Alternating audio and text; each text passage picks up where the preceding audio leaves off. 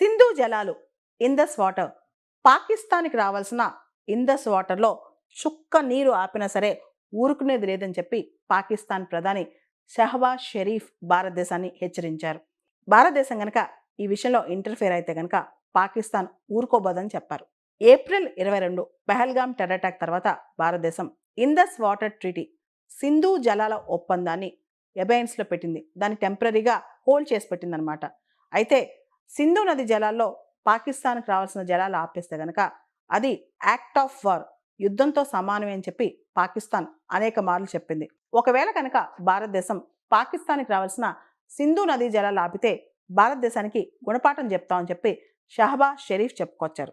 అదేవిధంగా Pakistan foreign minister, Pakistan యొక్క విదేశీ వ్యవహారాల శాఖ మంత్రి బిలవాల్ భుట్టో జర్దారీ కూడా ఒకవేళ కనుక భారతదేశం ఇందస్ వాటర్ ట్రీటీని సస్పెండ్ చేస్తే, దాన్ని ఆపేస్తే అది ఇందస్ వ్యాలీ సివిలైజేషన్, సింధు నాగరికత మీదే పెద్ద అటాక్ అని చెప్పి చెప్పారనమాట. రీసెంట్గా Pakistan field marshal Asim Munir Florida, American state of ఫ్లారిడాలో మాట్లాడుతూ ఇండియా కనుక ఇందస్ వాటర్, సింధు జలాలకు సంబంధించి డ్యామ్స్ ఏమైనా కట్టి పాకిస్తాన్ నీళ్ళు ఆపితే మిస్సైల్స్తో భారతదేశానికి బుద్ధి చెప్తామని చెప్పారనమాట. ఇందస్ రివర్ ఇండియా ఫ్యామిలీ రివర్ కాదని చెప్పి కూడా రీసెంట్గా అసీం మునీర్ వ్యాఖ్యానించారు.